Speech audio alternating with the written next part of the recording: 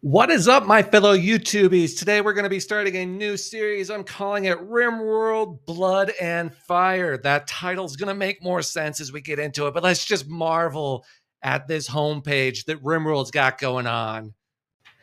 Man, there's all sorts of things happening here. You've got this like devil man with his horns. He's got red skin and some sort of crazy makeup going on.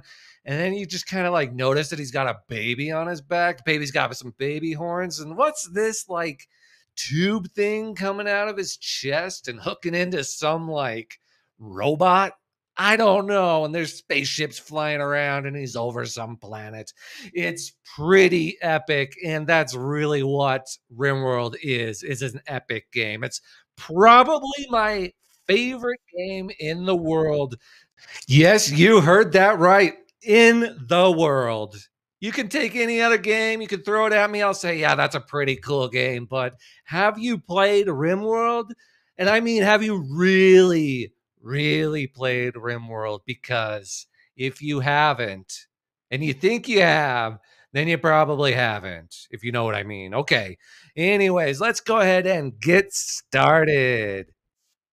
So essentially what you do is you auto-generate a new world every single time you play, and that really just adds a lot of playability. And you've got all these ridiculous names like Tar Pit and Jacket, and you just choose one because you have no idea if it's a good one or not. Today we're going to be playing on a 50% discoverable world. It takes a second for it to generate, and then you have your world, and you can start figuring out where you want to settle, where you want your dynasty to come into play, where you want to put your roots down into the ground. You've got, again, all these ridiculous names like Overgrown Free Anteater and Hardy Crab Ocean. Let's go ahead and select a very large map, and then I'm a little bit drawn into the Hardy Crab Ocean area. So what's sitting around there? And I suppose this would be a proper time to talk about our one and only colonist. His name is Mad Dog because he's a mad dog. As a child, he was sickly, and in adulthood, he's a civil servant. As a child, he suffered from a rare disease. Quarantined in a hospital, he had minimal human contact and got little physical exercise. In the sterile hospital environment, however, he became very familiar with science and medicine. He's also a fast learner and pretty industrious, as you can see right there under those traits. So he's starting off with a -2 in melee, a -2 in construction, but a +5 in medical, -2 in social, and a +4 in intellectual. All right, and here we go. This is a tropical rainforest. And we're starting off with not one, not two, not even three, but 5 miniguns. We've also got 25 meals, and we're super excited about this.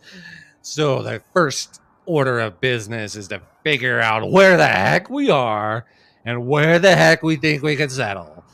The primary thing I'm looking for is defense, because we need to be able to defend ourselves in Rimworld. That's right, we have got to defend ourselves. We're also looking for natural resources and geysers. We want at least 2, maybe 3, 4 if we are lucky, geysers sitting around us so that we can draw their power out and so that we can do our bidding and conquer the entire world. You may already notice that I'm looking around at all the animals. We've got rhinos, we've got cassowaries, we've got tigers, we've got lemurs, we've got chinchillas, we've got guinea pigs.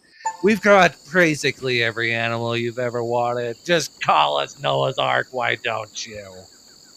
All right, so getting down to business, what do you do? Well, the first thing you're really going to want to do is chop those trees. So figure out some trees to chop because you're going to want walls. The easiest way to make walls right now is with wood. That comes from trees. So we're gonna chop these trees right here because I think right here is a good place to settle. We've got access to geysers, we've got animals, we've got fertile land. We're gonna be able to grow stuff. Next thing you're gonna want to do is set that schedule. Put those people to work. That's what they're here for. They're trying to survive on the rim. They might as well work for you because you're the boss. You tell them what you need to do, okay? And just like that, we've actually got our first four walls down. Look at the mad dog go. Now I know what you're thinking. You're thinking, okay, that's cool. You got 25 meals, but what are you going to do in the long term? Well, I'll tell you what we're going to do. We're going to plant this rice field. And we're going to eat that rice. Yeah. Yeah, and that's our first night.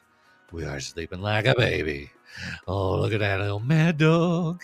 He's sweeping like a baby. Oh, mad dog. Well, folks, I think that's just going to conclude the first episode of this long series. There's a lot still coming. I guarantee you're going to like it. Give me a like, give me a follow, drop a comment. See you next time.